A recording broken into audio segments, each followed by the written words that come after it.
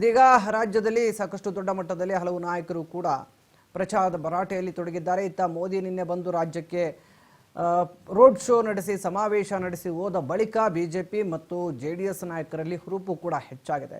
ಮೈತ್ರಿ ಅಭ್ಯರ್ಥಿಗಳ ಪ್ರಚಾರಕ್ಕೆ ಇದೀಗ ಜಂಟಿಯಾಗಿ ಎರಡೂ ಪಕ್ಷದ ನಾಯಕರು ಕೂಡ ಭಾರಿ ದೊಡ್ಡ ಪ್ರಮಾಣದಲ್ಲಿ ಇದೀಗ ಮತ ಯಾಚನೆಗೆ ಮುಂದಾಗಿರುವಂಥದ್ದು ಕೂಡ ಕಂಡು ಬರ್ತಾ ಇದೆ.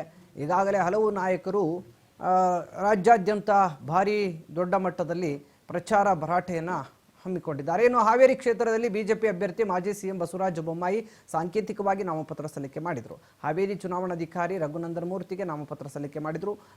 ಬೊಮ್ಮಾಯಿಗೆ ಮಾಜಿ ಸಚಿವ ಬಿಸಿ ಪಾಟೀಲ್, ಶಾಸಕ ಚಂದ್ರು ಲಮಾಣಿ, ಮಾಜಿ ಶಾಸಕ ವಿರೂಪಾಕ್ಷಪ್ಪ ಬಳ್ಳಾರಿ ಸಾಥ್ ನೀಡಿದರು.